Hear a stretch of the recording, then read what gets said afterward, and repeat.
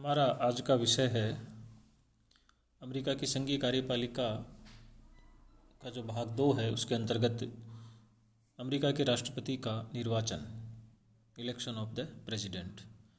भाग 1 में हमने राष्ट्रपति के संबंध में या संघीय कार्यपालिका के संबंध में, इसके गठन के संबंध में कुछ सामान्य चर्चाएं की थी और आज हमारा विषय रहेगा अमेरिका के राष्ट्रपति का निर्वाचन, यानी उसके निर्वाचन की क्या प्रक्रिया है, किस तरह से उसका निर्वाचन होता है, उस पर हम मुख्य बातों पर चर्चा करेंगे। संयुक्त राज्य अमेरिका की संघीय एवं जो राष्ट्रीय राजनीति है उसमें राष्ट्रपति के चुनाव का बहुत अधिक महत्व है और ये तो अभी हाल ही में राष्ट्रपति का वहाँ चुनाव हुआ है, तो हम मीडिया के माध्यम से, अखबारों के माध्यम से थोड़ा बहुत उसके संबंध में पढ़ा है, देखा है, सुना भी है। तो अभी हाल ही के दिनों में ये काफ़ी ज़्यादा लोकप्रिय रहा चुनाव। और वैसे अमेरिका का ये जो चुनाव है ये बहुत अधिक महत्व का है। अमेरिकी समाज के जो कुलीन वर्ग से लेकर साधारण वर्ग तक के जो व्यक्ति हैं वो इस चुनाव में बहुत सक्रियता से भाग लेते हैं। राष्ट्रपति के निर्वाचन के प्रसंग में इस पद हेतु निर्धारित योग्यताएं एवं कार्यकाल पर ध्यान दिया जाना बहुत आवश्यक है, जिसका विवरण हम पहले जो भाग हमारा फर्स्ट था उसमें हम उस पर चर्चा कर चुके हैं। आज हम थोड़ा सा चुनाव प्रक्रिया का एक सरल सा विवरण है उस पर हम चर्चा करेंगे। संविधान के अनुसार राष्ट्रपति का चुनाव 366 दिन वाले यानी लीप ईयर 29 फरवरी वाला जो साल है अर्थात 25 प्रति 4 साल बाद होता है। इस वर्ष नवंबर माह का जो पहला मंगलवार है उसको जनता द्वारा निर्वाचन मंडल का चुनाव होता है और ये निर्वाचक मंडल इसी वर्ष के दिसंबर माह के दूसरे बुधवार को अपने राज्यों की राजधानियों में राष्ट्रपति पद के उम्मीदवार के पक्ष में मतदान करते हैं। इस प्रकार पहले निर्वाचक मंडल का चुनाव होता है और उसके बाद में निर्वाचक मंडल राष्ट्रपति को निर्वाचन करता है। हालांकि ये जो तिथियां हैं ये बेसिकली वहाँ निर्धारित की गई हैं, परंतु इनमें इनका ये आगे पीछे हो सकती हैं। ये ज़रूरी नहीं कि बिल्कुल यही रहेंगी। वर्तमान समय में राजनीतिक दल हैं वो राष्ट्रपति पद के लिए उम्मीदवार चुनते हैं। ये दल चुनाव वर्ष के जुलाई या अगस्त माह में अपने अपने राष्ट्रीय सम्मेलन का आयोजन करते हैं। सम्मेलन में दल के कार्यकर्ताओं द्वारा निर्वाचित प्रतिनिधि भेजे जाते हैं। इसके अलावा राज्य सम्मेलनों व दल की केंद्रीय समितियों द्वारा भी निर्वाचित प्रतिनिधि भेजे जाते हैं। सम्मेलन में प्राय 2000 से 2500 तक के प्रतिनिधि भाग लेते हैं। सम्मेलन का वातावरण जैसे हम सुनते हैं मीडिया में भी और पढ़ते भी हैं, बहुत ही शोरगुल, उत्तेजना और भाषण आदि से भरा रहता है। दल के विभिन्न गुट व प्रमुख नेता उम्मीदवारों के बारे में जोड़ तोड़ करते रहते हैं और अंत में कुछ नामों पर समझौता हो जाता है। सम्मेलन के सामने ये नाम आते हैं और मतदान होता है। दल की तरफ से राष्ट्रपति पद का उम्मीदवार वह बनता है जिसे सम्मेलन में आए प्रतिनिधियों का बहुमत मिलता है। ये संभव है कि पहली बार किसी भी उम्मीदवार को स्पष्ट बहुमत नहीं मिले, तब प्रथम कुछ उम्मीदवारों के पक्ष में पुनः मतदान होता है और यह प्रक्रिया तब तक अपनाई जाती है जब तक कि किसी एक उम्मीदवार को उस दल का स्पष्ट समर्थन न मिल जाए जो उस दल की ओर से राष्ट्रपति का अधिकृत उम्मीदवार होगा। दल द्वारा राष्ट्रपति पद के लिए अपना उम्मीदवार चुने जाने के बाद प्रचार कार्य प्रारंभ हो जाता है। मनोनीत उम्मीदवार एक राष्ट्रीय समिति का चयन करता है जो उसके पक्ष में चुनाव कार्य संगठित करती है। प्रचार के लिए पोस्टर, सभा, समाचार पत्र, रेडियो, टेलीविज़न, इन सब चीज़ों का सहारा लिया जाता है। प्रचार बहुत ही तड़क भड़क के साथ होता है जिसके कारण पूरे देश में एक राजनीतिक उत्तेजना व गर्मी छा जाती है। चुनाव कार्य में प्रत्येक उम्मीदवार के पक्ष में करोड़ों डॉलर खर्च होते हैं। हालांकि चुनाव व्यय सीमा इतनी नहीं है, लाखों में है, परंतु जो खर्चा है वो करोड़ों डॉलर का होता है। चुनाव वर्ष में कांग्रेस द्वारा निश्चित तारीख, यह बेसिकली तो नवंबर माह का पहला मंगलवार होता है, परंतु कांग्रेस द्वारा निश्चित तारीख को, कांग्रेस वहाँ की जो व्यवस्थापिका है, संसद है उसका नाम है, तो उसके द्वारा जो निश्चित तारीख है उसको प्रत्येक राज्य की जनता अपने राज्य के निर्वाचक मंडल को चुनती है। चुनाव सूची प्रणाली के आधार पर होता है।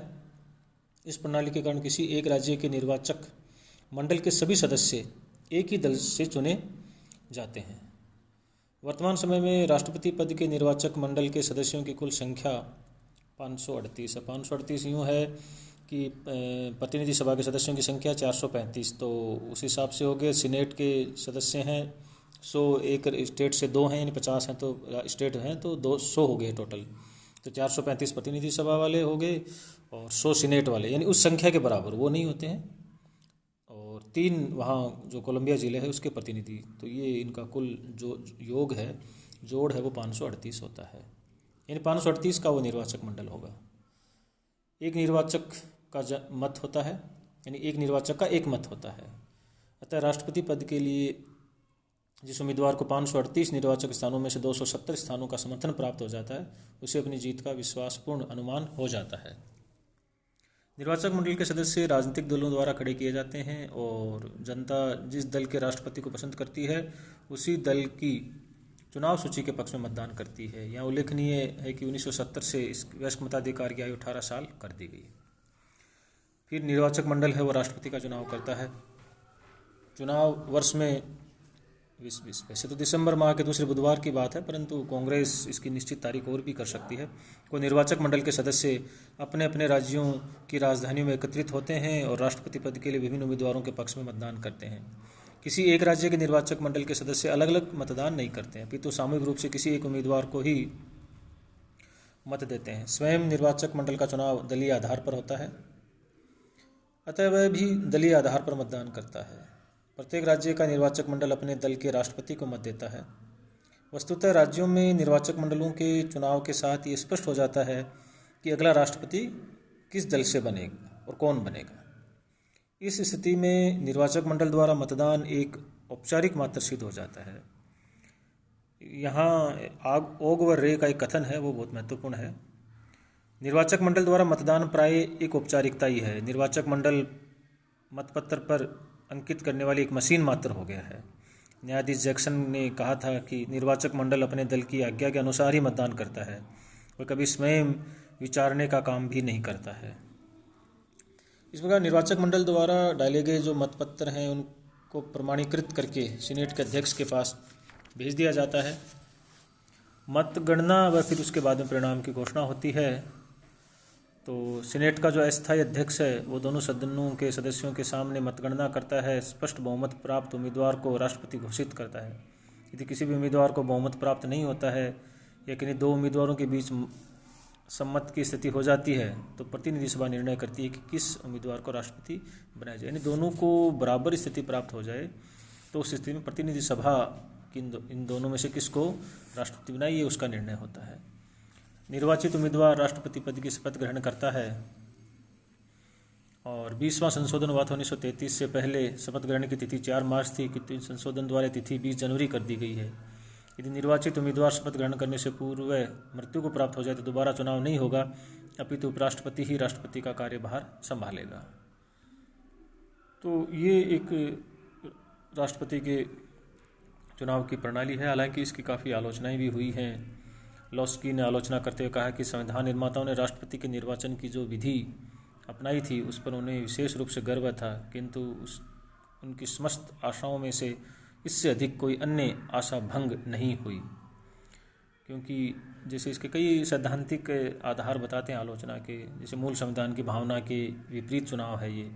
मूल संविधान के निर्माता राष्ट्रपति का चुनाव गैर दलीय व गैर वर्गीय आधार पर शांत और मर्यादापूर्ण वातावरण में चाहते थे, परंतु आज हम देखते हैं कि वहाँ स्थिति थोड़ी बिल्कुल अलग है। बिल्कुल उत्तेजना का माहौल हो जाता है, तनावपूर्ण स्थितियाँ भी हो जाती हैं। दलीय आधार पर, वर्गीय आधार पर वहाँ चुनाव होने लगा है।